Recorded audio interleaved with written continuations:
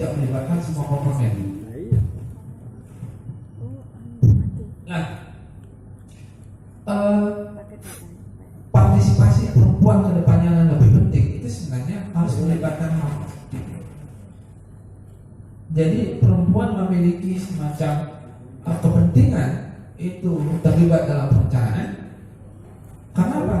Karena perempuan harus memastikan bahwa sistem perencanaan pasca bencana ataupun sebagainya itu harus mengkontribusikan kepentingan perempuan. Begitu juga merancangnya. Apakah kemudian ketika merancang ini kepentingan perempuan tersebut sudah ada?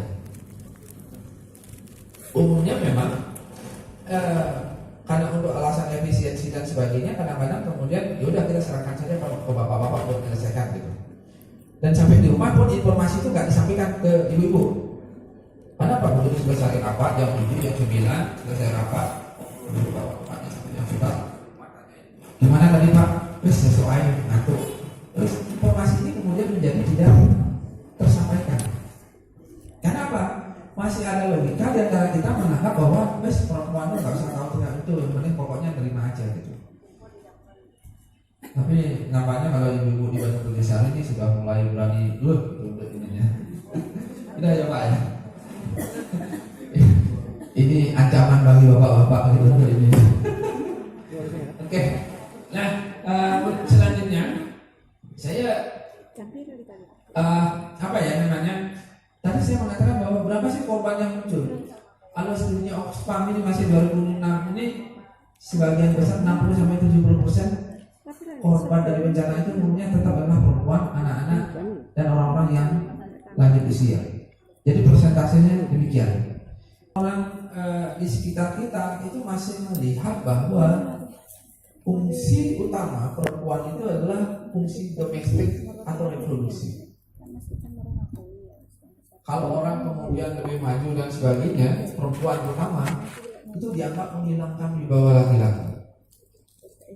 Masih saya katakan di antara teman-teman saya kemudian yang diurus kalau sudah yang ininya dokter terus belum menikah itu dia bilang udah kita terima nasib aja di sini.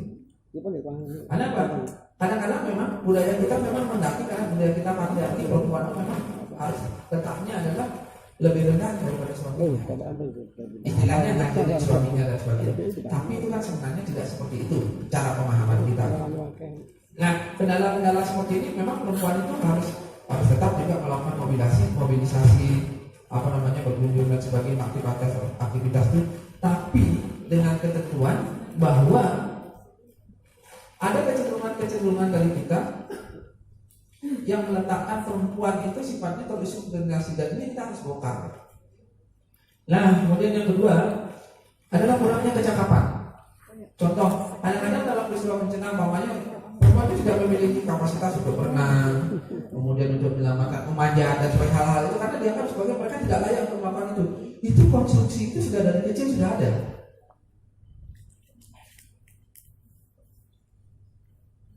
Nah, karena konstruksi macam itu, maka kemudian mereka dianggap lemah secara fisik.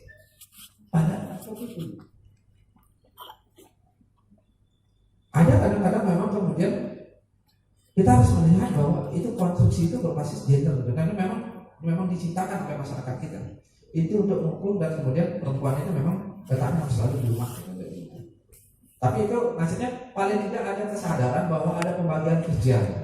Artinya umpamanya hari Minggu ya giliran lah bapak-bapaknya itu masak dan sebagainya atau merawat ibu-ibunya istirahat gitu. Itu memang nilai-nilainya seperti itu. Ini sama seperti saya nyentil sedikit rancangan undang-undang KUHP yang baru sudah membaca kan? Bahwa kalau suami memperkosa istri 12 tahun. Saya paham maksudnya dulu. Jadi ini sebenarnya ini kita itu mendukung gender, tapi ini sosialisasinya belum sempurna.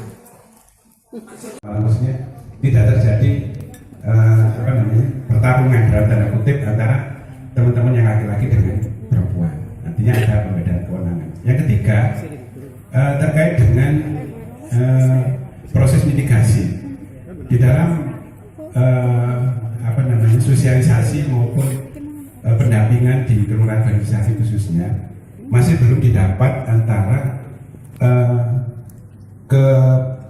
keseragaman antara teori dan praktek. Maksud saya sosialisasi ini pasti akan berhubungan dengan proses mitigasi bagaimana sebelum, saat bencana dan pasca.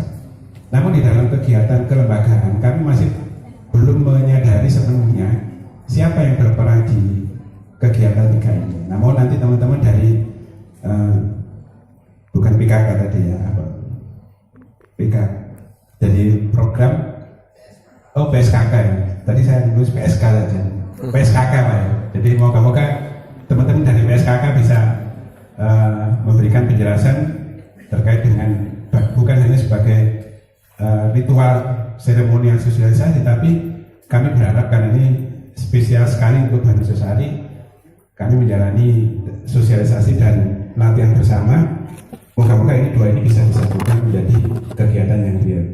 Namun untuk berikutnya sebelum dijawab, saya minta Ibu Lorena bisa testimoni sedikit mengenai bagaimana kehidupan beliau saat ada di bencana. Karena beliau asli di Manado. Silakan Bu Lorena.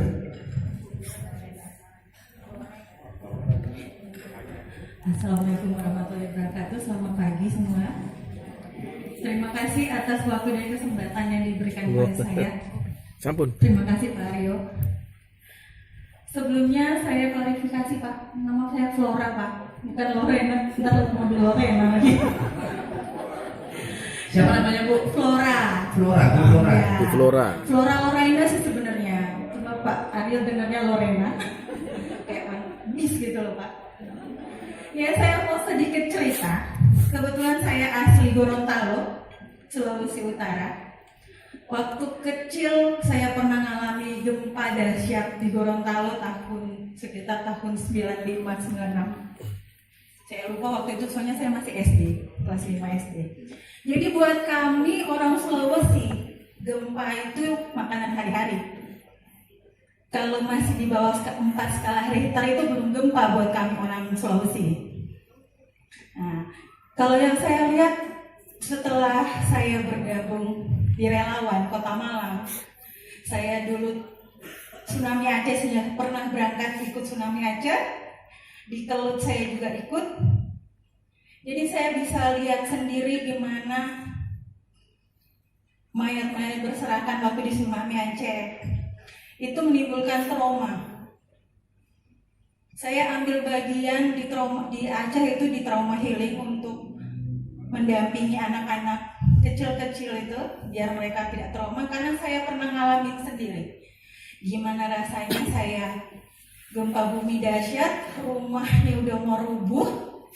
Nah itulah apa ya tadi ya kalau Pak Wayan bilang tuh kearifan lokal.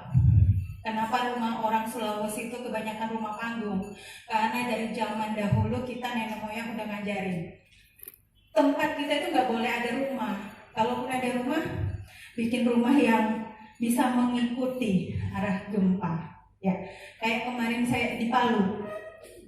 Kenapa tadi Pak Wayan bilang? Emang benar cerita Pak Wayan tadi ada. Palu itu sebenarnya daerah yang nggak boleh ditinggali. Karena di situ ada potensi tanah bergerak. Itu dari zaman kita nenek moyang zaman dulu emang udah diceritain ke anak cucu akan seperti itu gitu.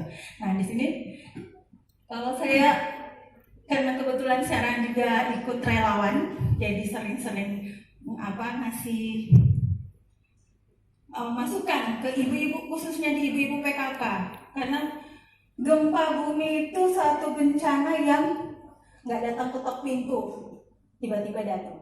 Nah, ibu-ibu lagi masak di dapur, tiba-tiba gempa, ibunya panik, anakku di sekolah gimana ya? Nah, itu yang selalu saya sosialisasi ke ibu-ibu PKK. Jangan panik, lakukan ini. Ya, anak-anak pun di sekolah juga kita kasih pemahaman. Kira-kira kalau bencana gempa datang akan seperti apa? Ya mungkin trauma masa kecil saya yang bikin saya itu sekarang kalau kata Pak Wayan kalau di Bali ada ininya kalau anak itu harus 4, jadi itu buat ngangkat tanduk kalau orang tuanya meninggal ya. Nah trauma itu itu juga pernah saya alami. Cuma karena trauma masa kecil itu yang bikin saya akhirnya sekarang kuat. Karena bangkit dari trauma itu tergantung kita sendiri. Mau move on apa enggak? Nah itu emang saya bilang emang benar. Ibu-ibu itu kalau kita udah kasih tahu begini, ibu-ibu pasti akan lebih kuat dari, maaf ya Pak, bukan mau bilang bapak-bapak nggak kuat ya. Cuma ibu-ibu itu yang ke anak iya, ke masyarakat iya, ke keluarga iya. Kalau mungkin bapak-bapak cari uang di luar, tapi kalau ibu-ibu yang setiap hari ada di rumah, ya kerja kantoran juga, ngurus rumah, ngurus anak. Jadi emang benar-benar ibu itu yang harus siap menghadapi bencana. Walaupun kita nggak minta-minta ya, jangan sampai Kota Malang terjadi bencana ya. Hal-hal seperti ini kalau tidak merasa, kadang-kadang kita merasa ya agak pusing gitu. Itu sebenarnya nggak dianggap bencana, itu pusing aja, istirahat saja, atau enggak kalau enggak ibu ngomong beli SDMJ nanti udah sembuh gitu kan, ada intinya gitu. Nah itu nggak bisa kita abaikan sebenarnya hal-hal seperti itu. Nah paling tidak ada 3 kategori sebenarnya yang dari undang-undang nomor yang disampaikan. Yang pertama ada bencana alam. Kemudian ini seperti gempa bumi, tsunami, gunung meletus, banjir, kekeringan, angin topan, tanah longsor. Itu adalah bentuk-bentuk dari bencana alam. Kemudian ada non alam, ini adalah diakibatkan oleh peristiwa atau rangkaian peristiwa non alam berupa gagal teknologi, modernisasi, penyakit, bahkan sebenarnya adalah perang juga hampir sama sebenarnya menjurus ke definisi bencana non alam ini. Nah, tetapi kemudian yang terakhir adalah bencana sosial yang baru saja kemudian kita banyak diskusikan, karena bencana sosial ini seringkali dianggap bukan bencana gitu. Bahkan di kalangan kami di peneliti sendiri sebenarnya kadang-kadang apakah ini bencana sosial ataukah bencana ini masih sering perdebatan itu masih terjadi gitu. Terutama karena apa? Karena terminologi tentang bencana itu masih banyak dipahami dalam konteks bencana alam gitu. Nah, kalau kita perhatikan bencana yang dikabarkan oleh peristiwa yang dihadapi oleh manusia meliputi konflik sosial, itu termasuk juga bencana sebenarnya. Nah, dan ini justru sebenarnya bencana-bencana yang sifatnya bencana sosial ini pulihnya luar biasa, sikap traumatisnya luar biasa. Ambillah salah satu contoh kemudian ketika peristiwa itu traumanya sampai sekarang. Atau kemudian konflik Sambas sampai dulu sampai sekarang. Iya betul. Ini sekarang habis ini Bapak Ibu saya dimintain untuk ngomong tentang itu lagi. Jadi dari kemarin ini kami harus menjawab pertanyaan-pertanyaan, kenapa harus demo seperti itu, kenapa ini? Ya memang ininya agak berbeda ya. Maksudnya saya sekarang ketika melihat demo ini saya sudah mulai merasa, pada ketika 20 tahun yang lalu kami semua turun, jiwa mudanya seperti itu, sekarang udah mulai ngerasa orang tua. Ini ada yang berubah ini tentang dari demo ini. Tapi memang isunya memang kesana kemari sebenarnya itu memang di sini. Kalau kita mendampingi mereka di pasar dan sampainya itu luar biasa stresnya, dan saya sampai agak merasa ngeri gitu. Saya harusnya ada penelitian jangka panjang Bapak Ibu. Saya ketika lumpur lapindo pada tahun 2006-2007 itu meledak-meledaknya, kemudian tidak pernah dibayangkan itu adalah bahwa kemudian anak-anak yang ada di kalangan lumpur lapindo itu akan mengalami masalah-masalah kejiwaan yang serius, dan itu sampai sekarang masih di beberapa tempat itu masih terjadi. Tetapi lagi-lagi tampaknya pemerintah pun itu sangat mengabaikan informasi-informasi semacam itu, karena yang difokuskan atau diprioritaskan itu umumnya adalah perbaikan dalam konteks fisik, sehingga proses-proses sosial, pendampingan sosial budaya dan psikologis ini menjadi banyak terabaikan. Saya ambil salah satu contoh. Ketika ada tuntutan bahwa kemudian suami istri tidak bisa menyalurkan hasrat seksual mereka, ini yang menjadi masalah. Lalu akhirnya pemerintah itu menyediakan bilik-bilik di pasar itu. Apa yang terjadi? Banyak kegiatan-kegiatan suami istri itu diintip oleh anak-anaknya, dan itu dibiarkan begitu saja karena mereka sudah tidak bisa ini. Karena mereka ada waktu kemudian 1 jam dan sebagainya, dan ini terus-menerus. Dan kemudian saya kaget beberapa kemudian kasus-kasus yang terjadi, mohon maaf, itu ternyata adalah anak-anak yang dulu itu kami amankan di sana. Tapi saya tidak mengatakan bahwa itu adalah faktor utama, tetapi ada beberapa temuan yang proses benar. Kita kan waktu ini kita tidak memiliki informasi yang cukup. Tsunami Aceh ini dalam tanda kutip sebagai orang Indonesia ini salah satu poin penting. Kemudian pemahaman kita bencana itu kemudian kita didudukkan kembali. Sehingga kemudian muncullah seperti apa BPBD dan sebagainya. Yang kemudian kita sudah melakukan sosialisasi atau penyadaran tentang bencana. Sebelumnya bencana itu dianggap ini memang waktunya Tuhan itu dan sebagainya. Maksudnya nggak apa kita yang buang plastik ke laut, kita buang ini kemudian laut dan sebagainya. Itu akhirnya Tuhan juga seperti ini kan mungkin kalau sudah pada tahap ini sudah menyalahkan manusia, pokoknya sekarang tak menyalahkan pemerintah, menyalahkan Tuhan juga. Ini sudah selesai dalam perkara ini. Nah kemudian kita cenderung kehilangan-kehilangan yang tampak ini, Bapak Ibu, itu yang masih bisa kita lihat. Artinya kalau kemudian disampaikan kehilangan kalau kehilangan pekerjaan ya udah nanti nyari pekerjaan. Kalau kehilangan harta dicari lagi. Kalau kehilangan rumah ya nanti dibangun lagi. Kalau kehilangan orang direlakan saja. Itu mitigasi.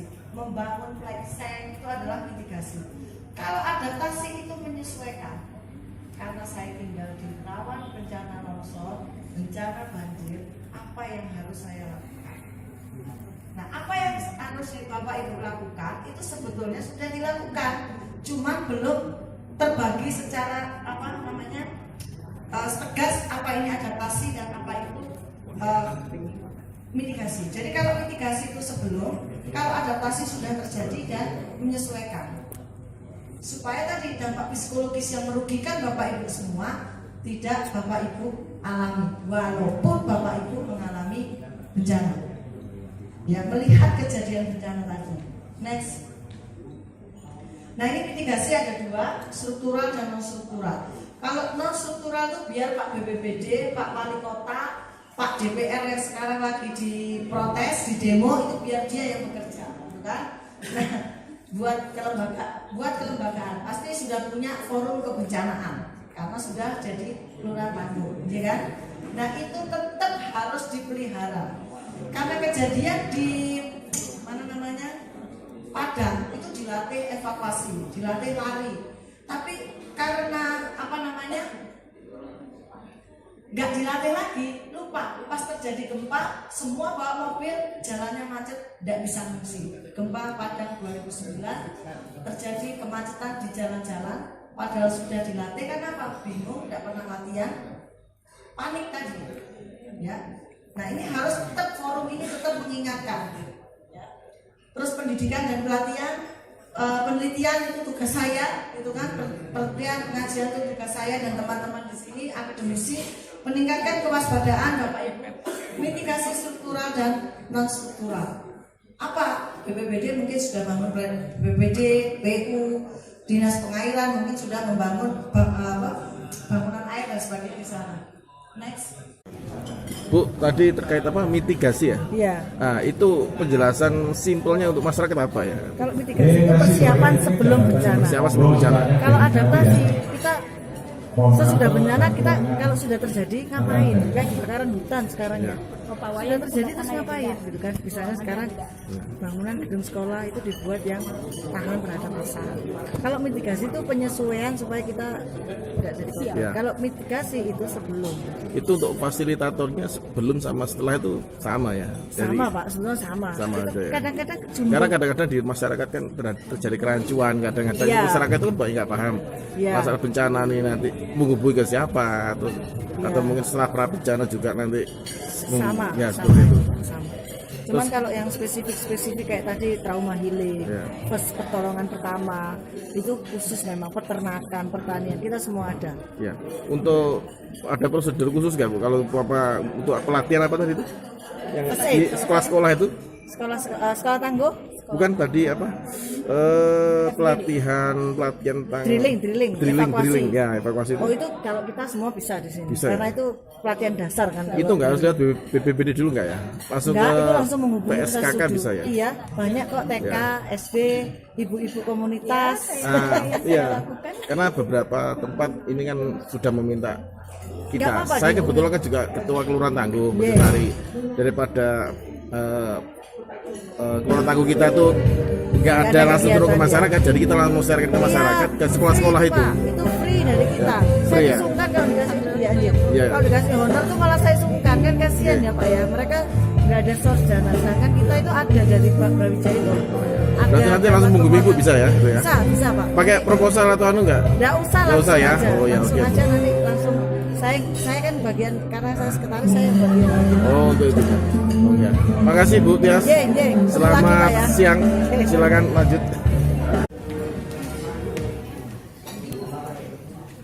Pak. Halo. Monggo, Pak. Assalamualaikum.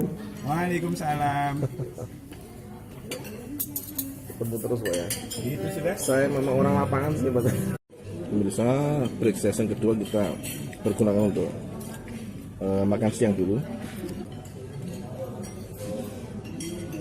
Sosialisasi yang disampaikan pada hari ini yaitu pemulihan sosial ekonomi